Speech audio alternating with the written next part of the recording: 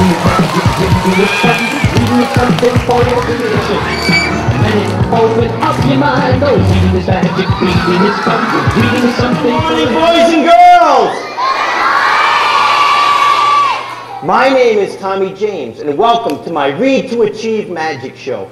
I am here this morning to encourage all you boys and girls to turn off your televisions for a little while, turn off your computer and video games for a little while, and turn on to the magic, the thrill of reading. No, it's written in Chinese! I can't read Chinese! This is a reading show of mine, therefore I brought some very popular storybooks to share with you. One of my favorites, and you're going to see why in a moment, because it's a magical story. It's the story of the Velveteen Rabbit. Is there anyone here familiar with the story of the Velveteen? Everyone, wiggle your fingers at the bucket and say the magic words, read to achieve! I'm afraid to look. You tell me, did anything happen, boys and girls?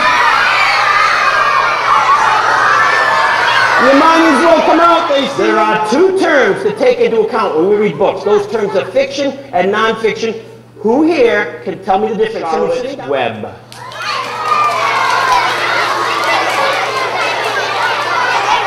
How many students are familiar with the story of Charlotte's Web? But she is no ordinary spider. You know why? Charlotte is literate. The word literate means you know how to read and you know how to write. Charlotte is the only literate spider. Put your hands together and give her a big Garvin welcome from Charlotte the Spider! Charlotte? Charlotte, where are you, Charlotte? She was here a moment ago. Charlotte, where are you? Oh, Charlotte, she was here. The next book I'm going to share with you is over 100 years old. Not the book, it's a remake. But it's a magical story, and it's the story of The Secret Garden. Her uncle was so weird. One day he was ironing his curtains. You know what happened? He fell out the window. Anyway.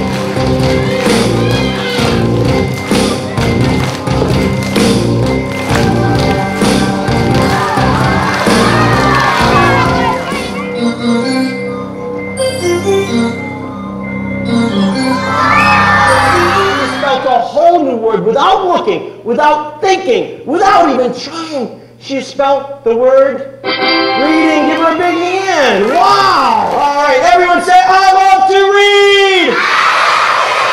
Now, the fun thing about reading fables are educational. You can learn some kind of moral lesson from a fable. I'm going to show you my fable right now. It's a fable from the stable. It's a story about a little white donkey. Biographies are written about people, so we can remember how our world was shaped to what it is today. Troy, my babushka bag is silver on the outside. What color on the inside?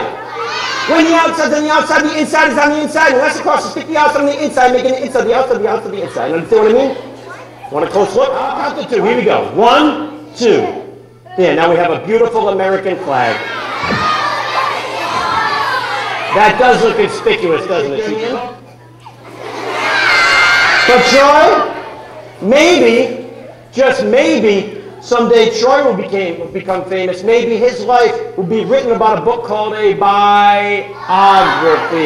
Give him a nice hand. Thank you, Troy. He was told if you want to get ahead in life to read lots of books. So Rudy went to his local library. He borrowed a big, huge, and he began to watch TV. He watched TV in the morning. He watched TV after school. Guess what he did after supper?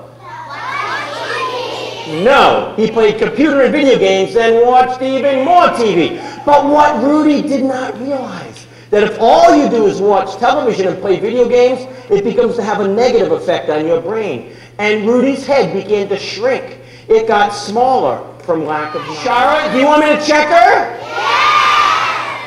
Nah, we won't check her. Thank you. All right, fine. Here we go. Nah, I don't think it's good.